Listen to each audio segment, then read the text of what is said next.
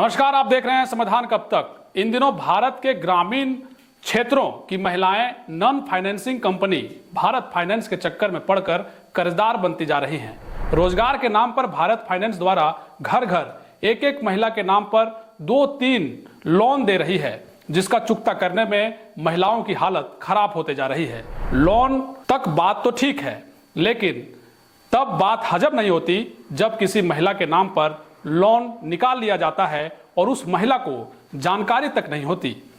उसके नाम पर लोन यानी पैसे निकाल लिए जाते हैं और इस बात की जानकारी उन्हें तब होती है जब कंपनी उसे इस बात के लिए नोटिस करे, फोन करे या जानकारी दे घर जाकर कि आपके नाम पर लोन निकाला गया है, पैसा निकाला गया है, आप पैसे क्यों जमा नहीं कर रही हैं।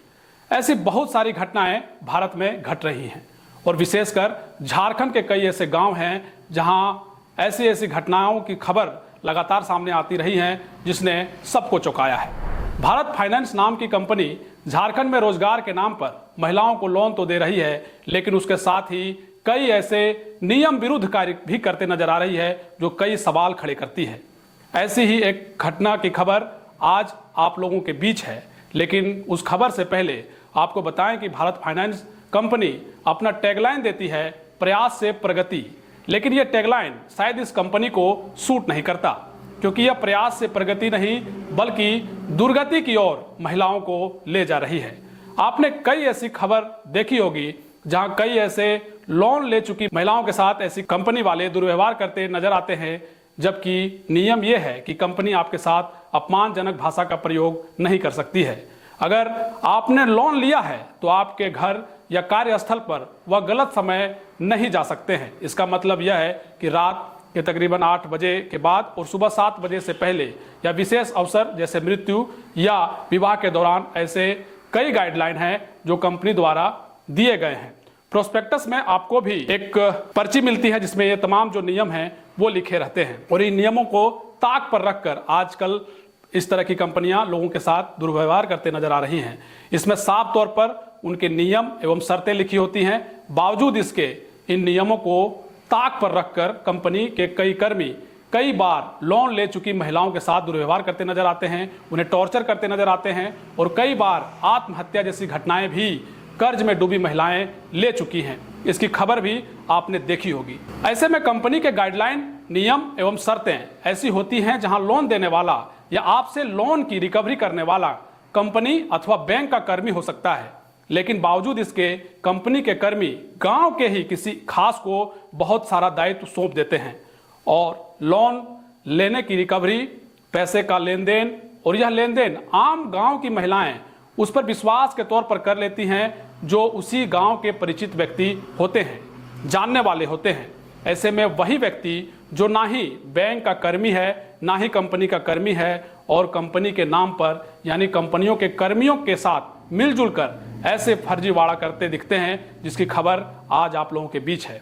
दरअसल ऐसी घटना घट ही इसलिए रही है क्योंकि आप जागरूक नहीं हैं। गांव की ज्यादातर महिलाएं कम पढ़ी लिखी होती हैं, भोली भाली होती हैं और उन्हें बड़ी आसानी से बेवकूफ बनाया जा सकता है और यही खेल भारत फाइनेंस जैसी कंपनियां लगातार कर रही हैं। एक ऐसी ही घटना गिरिडीह जिले के गांवा थाना क्षेत्र में घटी है। गांवा थाना क्षेत्र के जमडार निवासी रविशंकर मोदी नामक एक युवक ने गांव की 120 महिलाओं के नाम पर लोन उठाया और करीब 1.5 करोड़ रुपए लेकर फरार हो गया। पिछले 4 साल से रविशंकर मोदी लोन देने वाले कर्मियों से मिलकर महिलाओं को लोन दिलाने का काम करता था। फाइनेंस कर्मियों को खिला पिलाकर उन्हीं महिलाओं को लोन दिलाता था जिसका पैसा वो बेवकूफ बनाकर खाता से निकाल सके। यह क्रम करीब 4 साल से चल रहा था। इस दौरान 2 दर्जन से अधिक ऐसी महिलाएं थीं जिनका लोन उसे बताए बगैर लिया गया और उसे नियमित समय पर चुका भी रहा था। यही कारण है कि महिलाओं को इस बात का पता देर से चला। इसी तरह करते करते 100 से अधिक महिलाओं के नाम पर लोन पास करवाकर आधार अपडेट करवाने के बहाने अंगूठा लगवाकर उसे अपने खाते में ट्रांसफर कर लिया और मौका देखकर अपने घर को ही 35 लाख रुपए में गांव के ही एक व्यक्ति को बेचकर लखनऊ फरार हो गया है। कई महिलाओं ने बताया कि किसी महिला के नाम पर 25,000 तो किसी के नाम पर 40,000 तो किसी के नाम पर 50,000 का लोन उठाया है। उन्हें समूह लोन देने वाली कंपनी भारत फाइनेंस से जब लोन जमा करने का प्रेशर आने लगा तब लोन की जानकारी हुई। महिलाओं ने कहा कि फर्जीवाड़ा कर ग्रामीण महिलाओं को पहले कंपनी की मिली भगत से लोन दिलवाया और बाद में उसके खाते से पैसा निकालकर फरार हो गया। जब कंपनी के कर्मियों द्वारा लोन की राशि जमा करने के लिए महिलाओं को कहा गया तब महिलाओं को पसीने छूटने लगे। महिलाओं ने जब कहा कि उन्होंने लोन नहीं लिया है तो कंपनी के लोगों ने बताया कि 120 महिलाओं के खाते में लोन पास हुआ है। धीरे धीरे खुलासा हुआ कि सभी महिलाओं के नाम पर लोन पास कर रविशंकर मोदी पैसा धोखे से अपने खाते में ट्रांसफर कर लिया है। इधर शुक्रवार को वह अपने घर व दुकान का सारा सामान पिकअप में लादकर फरार होने वाला था कि महिलाओं ने पकड़ लिया। वह कड़ाई से रविशंकर मोदी के बारे में पूछताछ करने लगी। आरोपी युवक के घर का सामान व सामान ले जा रहे पिकअप वाहन को पुलिस ने जब्त कर लिया है। थाना प्रभारी महेश चंद्र ने कहा है कि महिलाओं द्वारा आवेदन मिला है, जांचों उपरांत FIR कर आगे की कार्रवाई की जाएगी। अब सवाल यह है कि आखिर 4 साल से रविशंकर मोदी कंपनी का कर्मी बनकर लोन दिलवा रहा था या आम गांव का आम नागरिक बनकर, क्योंकि सवाल यहां रविशंकर मोदी के साथ साथ भारत फाइनेंस नामक कंपनी के कर्मियों पर भी है। बहरहाल मामला थाना तक पहुंचा है, पुलिस ने कार्रवाई करने का आश्वासन भी दिया है, लेकिन मूल रूप से बड़ा सवाल यह है कि आखिर कब तक ऐसी कंपनियां आम लोगों को चूना लगाते रहेगी। इस दिशा में एक बेहतर पहल करने की जरूरत है। नियम एवं शर्तें कंपनियां लगाती हैं, लाती हैं, लेकिन उसका निर्वहन करने में वह पीछे दिखाई देती है। इन सब नियमों पर सरकार को भी कड़ी निगरानी करने की जरूरत है ताकि ऐसी घटना की पुनरावृत्ति ना हो, और इसमें आम लोगों को भी जागरूक रहने की जरूरत है। आप पैसे का लेन देन सिर्फ कंपनी के कर्मियों के साथ करें और इसकी जानकारी भी आपको दुरुस्त रखनी होगी।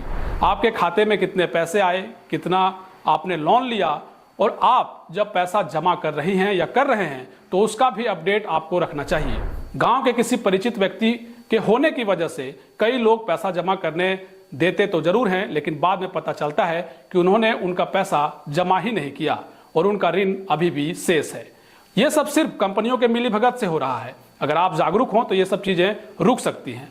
अगर आपको कोई बहला फुसला कर अगर किसी भी तरह के अंगूठे का निशान या आपका खाता नंबर, आधार नंबर लेता है तो आपको सतर्क रहने की जरूरत है। बैंक से जुड़ी या लोन से जुड़े जो नियम हैं उसको आपको ठीक ढंग से जान लेना चाहिए, नहीं तो आप भी ठगी के शिकार हो सकते हैं।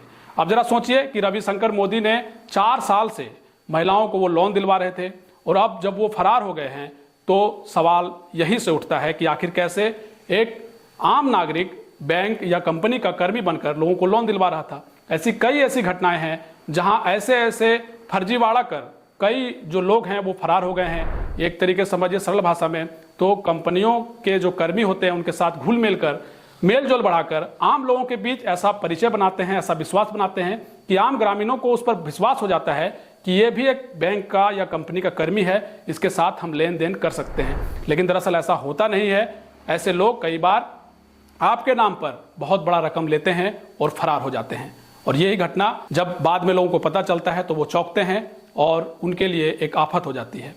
न सिर्फ झारखंड के गांवा थाना क्षेत्र की ये घटना है, बल्कि कई ऐसी जगह लगातार ऐसी घटनाएं घट रही हैं महिलाओं के साथ। रोजगार के नाम पर ये फर्जीवाड़ा आखिर कब तक रुकेगा ये देखना आने वाले समय में होगा। लेकिन फिलहाल जिस तरह की घटना इस तरह की कंपनियां लगातार लोगों के बीच कर रही हैं उसने कई सवाल को जन्म दिया है। चलिए मिलेंगे हम अगली खबर में। देखते रहिए समाधान कब तक। शुक्रिया।